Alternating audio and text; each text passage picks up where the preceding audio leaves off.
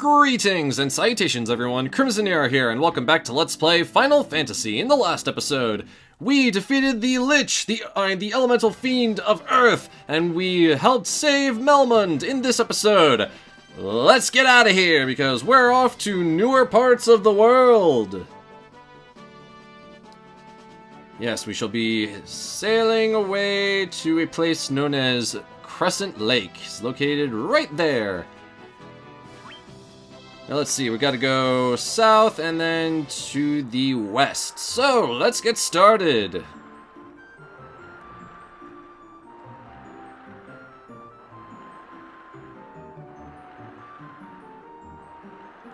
I know I mentioned it before, but I really like the boat theme in this game, especially when it gets like a little bit further on, when it pumps up and it's very motivating. It's just like, behold, you're on a grand adventure.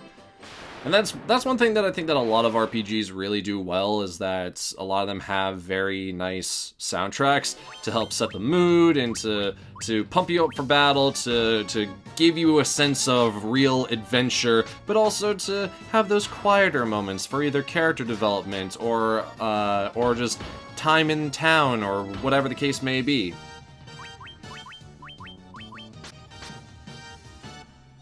I mean, one of the things that really set Final Fantasy apart for a long time was its music.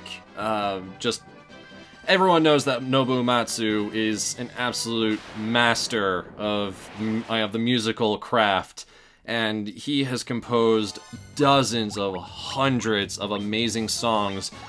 Just overall, not just for Final Fantasy, but overall, especially because considering he's been doing freelance work as of the last several years, he gets to work on a lot of different games. But yes, there are other RPG series and franchises that also have just amazing music to them, and each one has very different types of music. I mean, Bravely Default has a real rock and roll edge to it, especially in the battles. The Tales of series that kind of just alternates between typically two composers, but each one has has really cool styles, and also does a really good job of pumping you up, especially in battle, because those games have real-time battles instead of turn-based. Let's see, Elder Scrolls has very big orchestras that really just help tell a tale of fantasy and adventure. There are so many different. Shin Megami Tensei. How could I forget that? It's one of my favorites.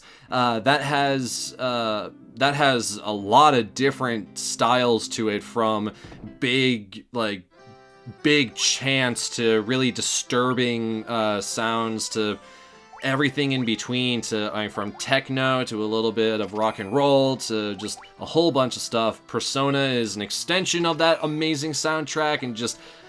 Heck, each game in that franchise has completely different sound aesthetics, ranging from hip-hop and rap to J-pop to acid jazz. Just there's so much variety in each game. It's great. And then Romancing Saga has really good music, and just RPGs are so good and their music is so great. I love it. I know I just left off tons and tons of amazing role-playing games off that list that I just gave. It's not the fact that I don't forget them, it's just the fact that there's so many, and there's so little time to go into them. Oh man, I love role-playing games so much. They're so much fun. Just, like I said, that sense of adventure and getting to be involved in a really gripping story with really cool characters, and just... there are so many things that RPGs bring to the table, and there are so many ways to do each of them, whether it's a really cool setting with really cool visual aesthetics to an excellent soundtrack that maybe sounds completely different to what you're used to really cool combat mechanics, to overall really good stories and gameplay, and just role-playing games are great. 12 sages are we, guided to this land by the stars and prophecy. 4 great crystals exist in this world. The light that once shone within them is now lost. But I already recovered one of them. The four fiends of chaos block the power of the crystals, claiming it as their own. Well, that is terrible. Earth, wind, water, and wind. Wait, fire, earth, water, and wind. These are the four forces that compose our world. What about earth, wind, and fire? And everyone's favorite element, song. The source of the four forces are the altars scattered throughout the world. Defeat the fiends that have taken root there and lift up the crystal you carry to the altar. I've already done this, so I don't know what you're talking about, man. I have first-hand experience. The crystal shall regain its brilliance. The four fiends plot to rule the world, both past and present. The Fiend of Wind appeared 400 years ago, followed 200 years later by the Fiend of Water. Together they laid waste to the civilization in the north. The Fiend of Earth rots the land. Huh, you don't say. Where the fiends of fire passes, all is cast in the flame. When all four crystals shine once more, return here. All will be revealed. Not sure if I'll remember to do that. Bring the light of the four crystals to us! Warriors of light, only you can do this! The volcano, Mount Gulg, rises to the west of this town. The Fiend of Fire long slept within its passages, but she has awoken 200 years before her time. Vanquish her before the world is consumed in flame!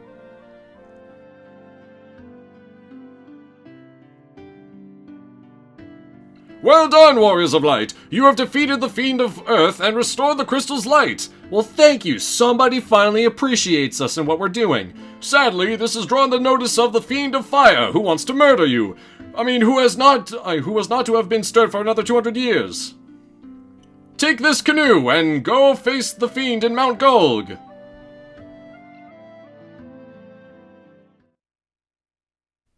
And we have obtained a canoe!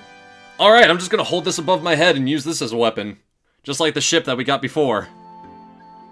I am Lucane. I see a cycle of wrath, a dim light, guided by destiny.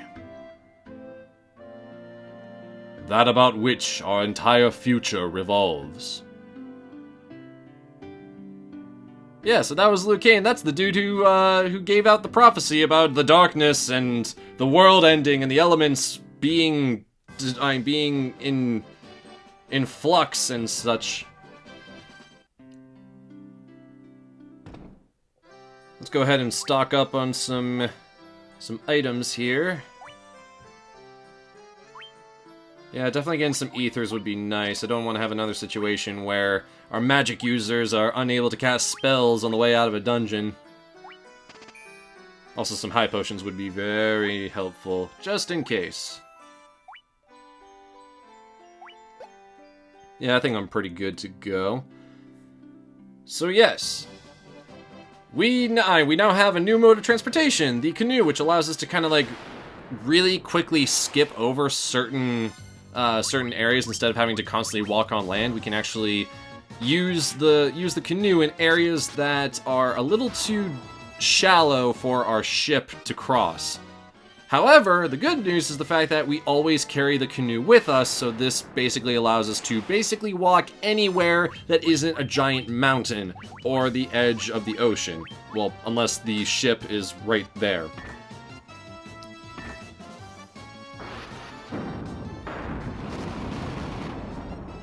Yeah, so they kept. So the old men that we just talked to, all those sages, which basically was a gigantic game of how many old man voices can Nero come up with.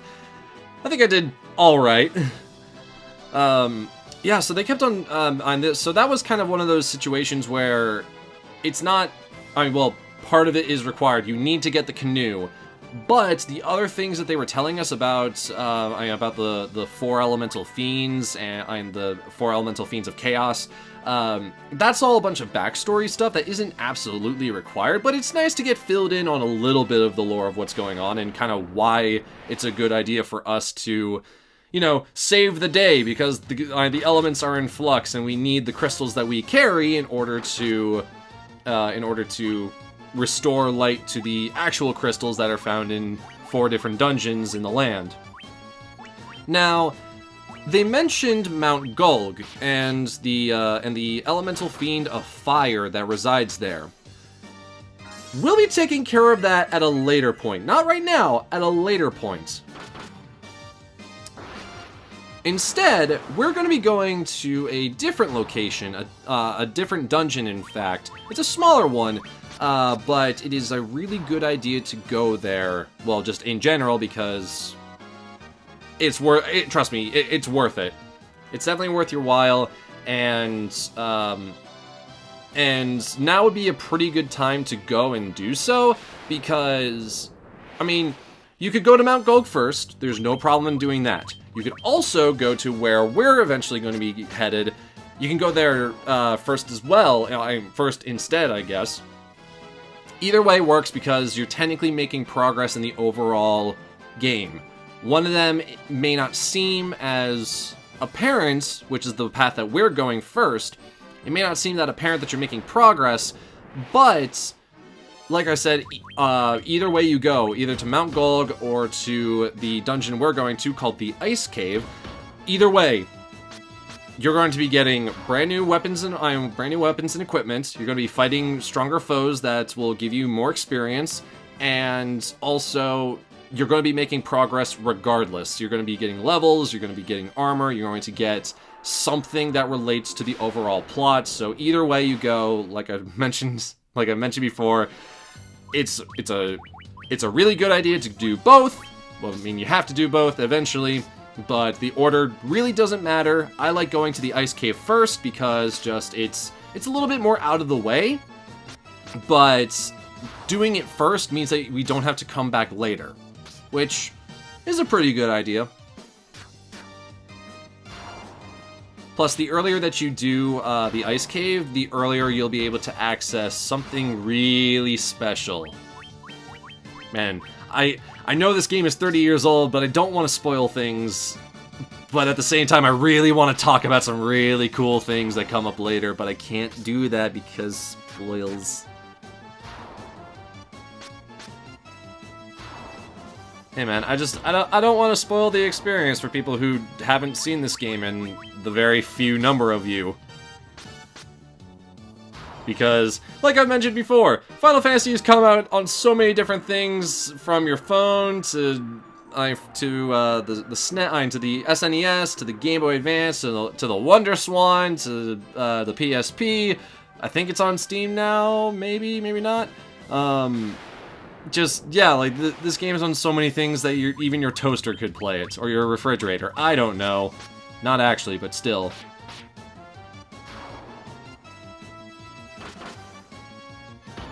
Oh yeah, it's also on the PlayStation 1. Man, there were so many good RPGs on the PlayStation 1. Then again, there were a lot of good games on the PlayStation 1 to begin with. And then we had the gigantic role-playing game, like the Silver Age back on the PlayStation 2.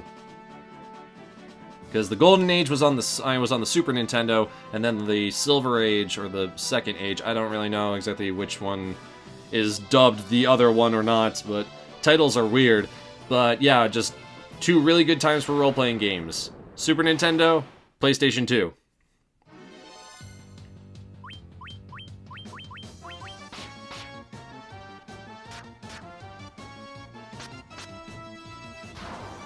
Man, role-playing games are just so much fun.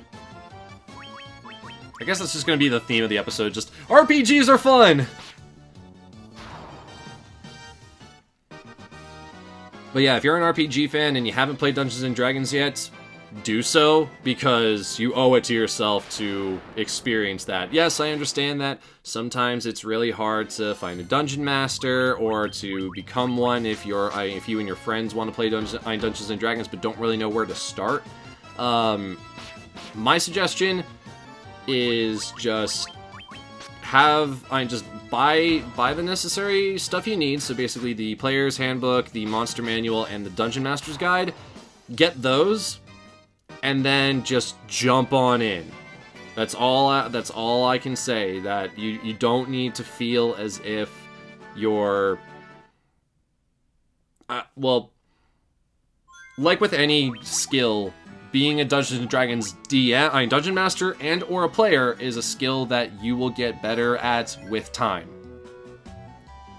You don't need to know everything during your first campaign. You're going to have plenty of opportunities to improve the way that you play or that you DM, and just really just jump on in. Don't hesitate, just jump on in and just start having fun. That's all I can suggest.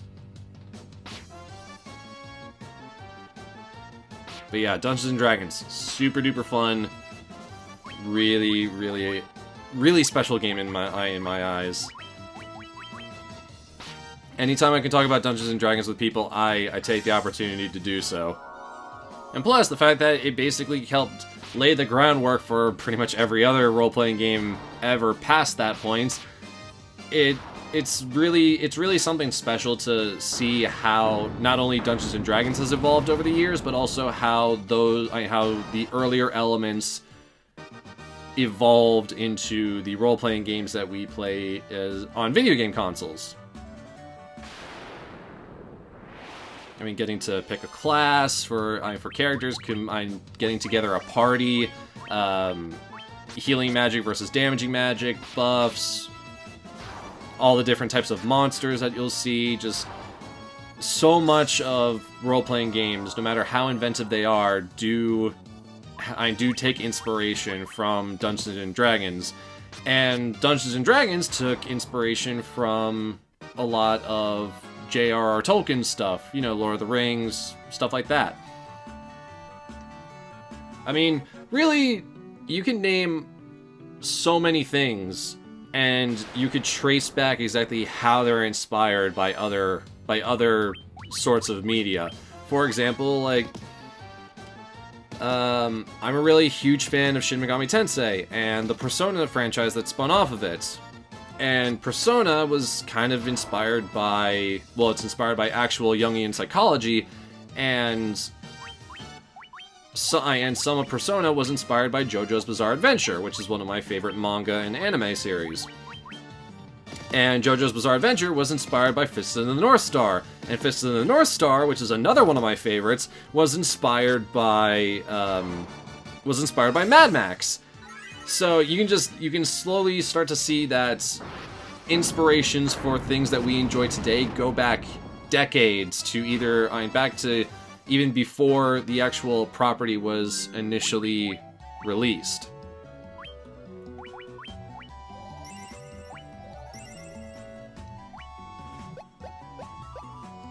Yeah, I always like discussing kind of the big picture stuff, but also some of the smaller details, the finer details, either that for things that inspired other certain things, or just like the things that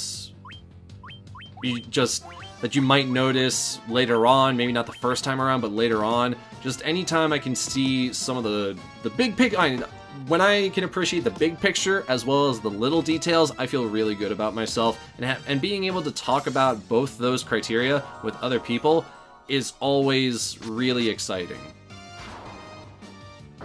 See, that's why it's so nice to go to different conventions and to hang out with my friends, is that I get to just talk about games, and also, like, you can do that with people who even you don't know, and that's how maybe you could get to know certain people.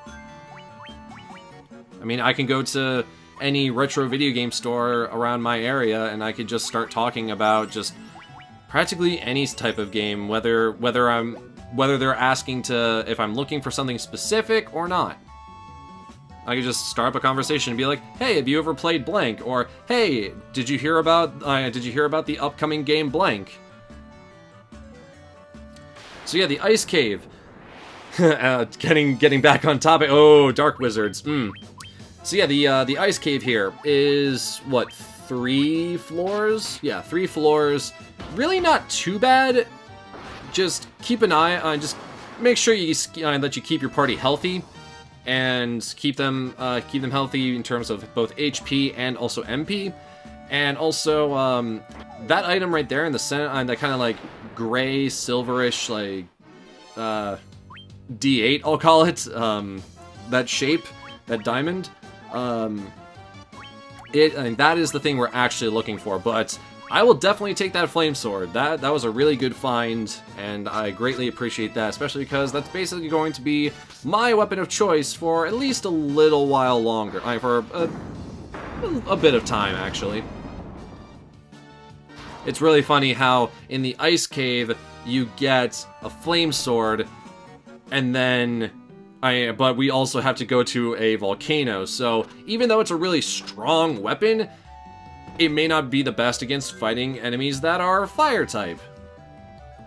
Then again, elemental weaknesses and resistances don't really make up too much of this game as it does in like either Pokemon. Oh, that's a white dragon.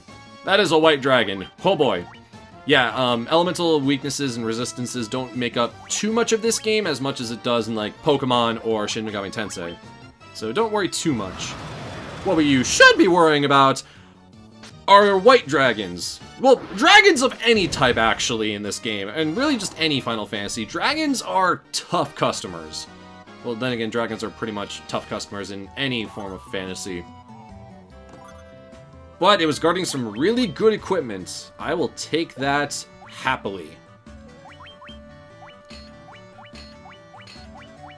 Yeah, so I'm all equipped now. Warriors get, or warriors/fighters get some really good equipment. They get all the special elemental blades and some really good armor and stuff. So definitely come here if you're looking for some really good stuff, because those mithril gloves, the flame sword, and the ice armor, super good. Super duper good.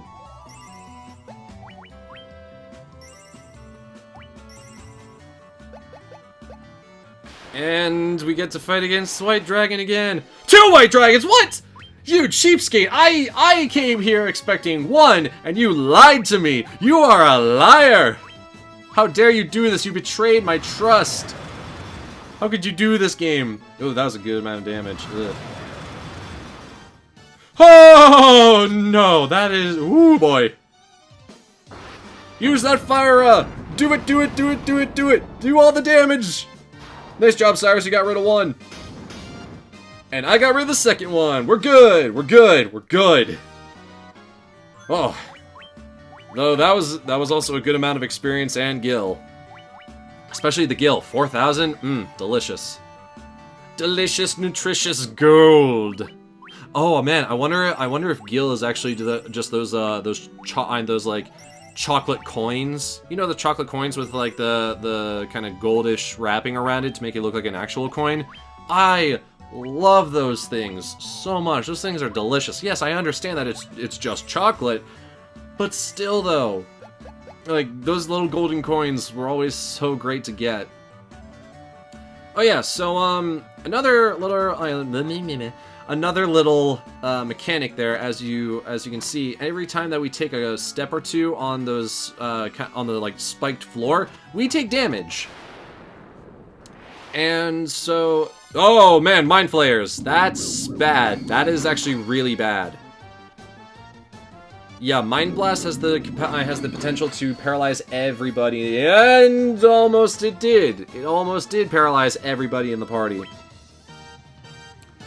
Luckily, Jacqueline is here to help us out. Unfortunately, I don't think we have anything that actually cures paralysis.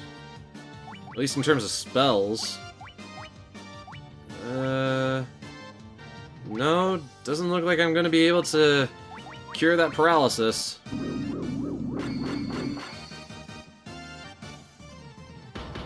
What?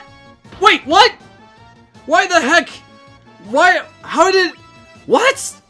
How did I get knocked unconscious by taking 3 damage? Why 3 damage when I'm paralyzed?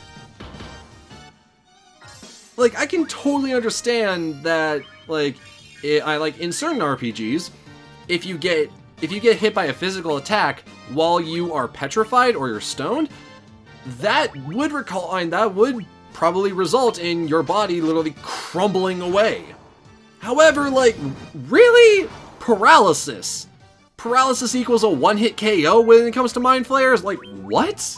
Is that just like a thing that only they have? Because I don't remember that being really evident with other types of creatures in this game. Anyways, well, we dealt with that. That was a bit of a wake-up call. Okay. But yeah, so both in here in the ice cave with the spiked floors, but also in Mount Gulg, there are going to be panels in which when you step on them, every step or two that you take damage. I'm not sure exactly how much damage you take. It might be 1 point of damage per hit. I'm not 100% sure on that. Don't quote me on it. But despite taking damage, the good news, yes, the good news about stepping on those tiles is the fact that you don't run into any random encounters when you're on those panels. I mean, most likely you'll get ambushed, like, as soon as you step off of those tiles. But still, though, that's actually...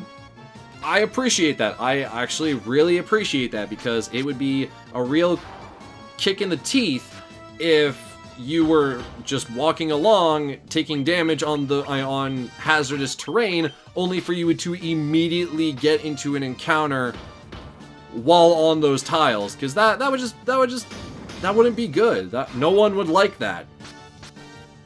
Because at least while you're on those tiles, yes, you'll take damage, but because you won't get in any random encounters, it might actually be a good idea to just go into the menu and heal yourself, just because you have a free moment. And hello, treasure! Lots of gill, lots and lots of gill. Not fish gills, those are different. Dark Wizard. It is a recolor of Ostos that we fought earlier in the game, and I think they can be a pretty substantial threat. But at the same time, though, I can just knock all of them out with a Thundara spell. So maybe they're the type of they're one of those types of enemies that can do a lot of harm if they're left around for a while, but luckily they take a good amount of damage and don't have that much HP. Then again, that's how most things are balanced anyways, is if you're a really good physical fighter, typically then like your strength and your physical defense are super duper high, but maybe you'll take a lot of damage from magic.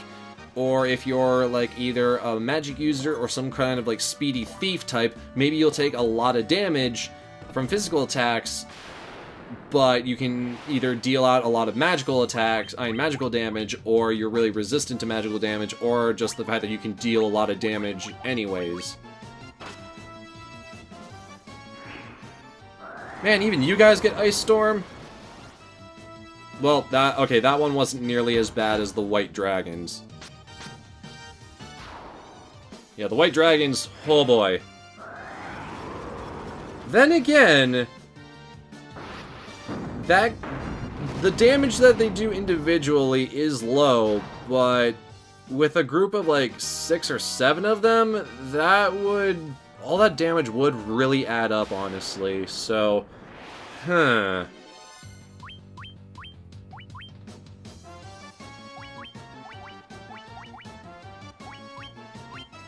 let's just go ahead and heal up the party.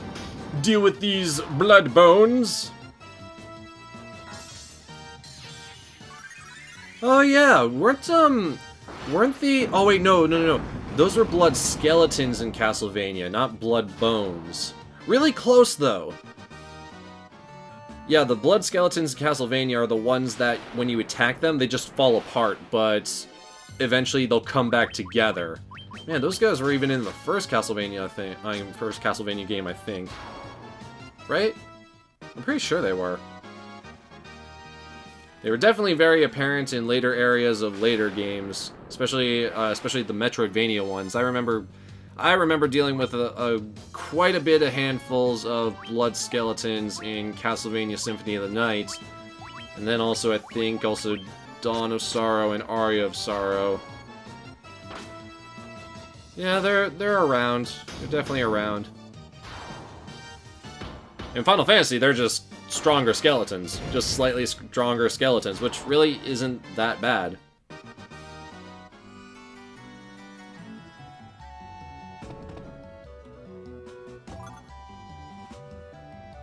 Yeah, so part of getting... Pisco Demons!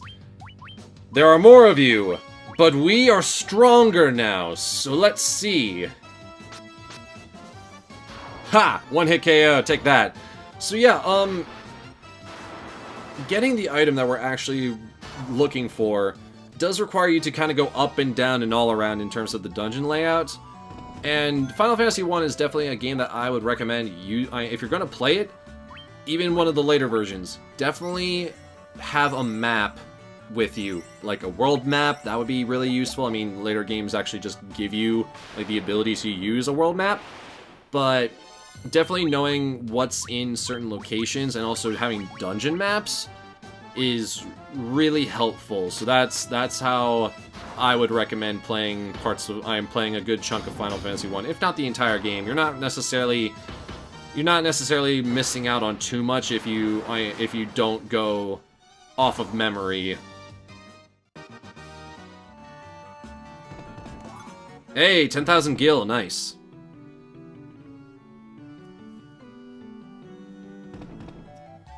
Yeah, there's one staircase in here that is like really, what's the word I'm looking for? It's really deceptive because you'll think like, oh hey, it'll take me up to another floor. No, it actually just exits you from the dungeon, which is weird because like it's a in terms of level design, it's technically a one-way road, kind of, but it takes you out in the exact same way. So, like, you enter and exit from the exact same place. But, if you drop down that hole right there, then you show up right here exactly where we want to be. But, I'm just gonna prepare myself, because that is a really good idea against what is coming up. Evil Eye!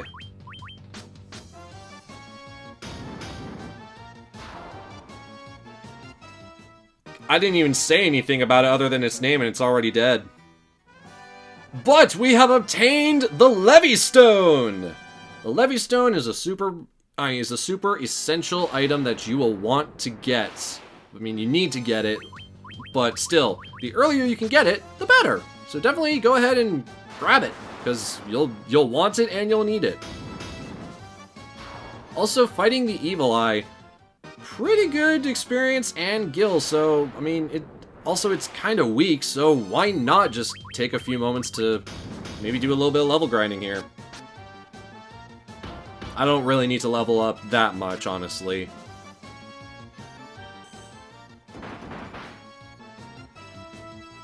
It's really deceptive exactly what type of gaze certain enemies use. Sometimes it can paralyze you, sometimes it can do actual damage to you, sometimes it'll do this, that, or the other thing. It's weird, man. It's like if they ever do re-release Final Fantasy again for like the billionth time, I really wish that they would actually like go and change some attack names that enemies do to just differentiate them between other moves of the same name that also get used up by certain enemies at other points.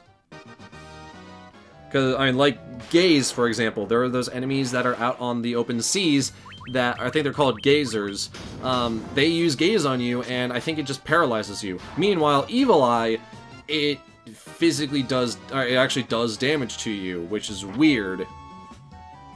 So yeah, just having something to differentiate between attacks of the same name would be really nice. I mean, I know that they're probably not going to fix it, but like, hey, it would be nice. Is the game totally broken without that being without that feature? No, not at all. It's still a really enjoyable game, but just hey, just a small thing that would just push the envelope just a little bit further. Just make it real good. Alright, so now that we have everything, let's get out of here. If I can remember which way I'm actually going. This floor is actually pretty big. This shouldn't be too bad, honestly. I'm pretty sure we're getting close. Yep, and we're done! Alrighty, so, in the next episode of Let's Play Final Fantasy, we're going to start heading off to Mount Gulg so we can take on the Elemental Fiend of Fire. I'm Crimson Nero, thank you very much for watching this episode, and until next time, everyone, fare thee well.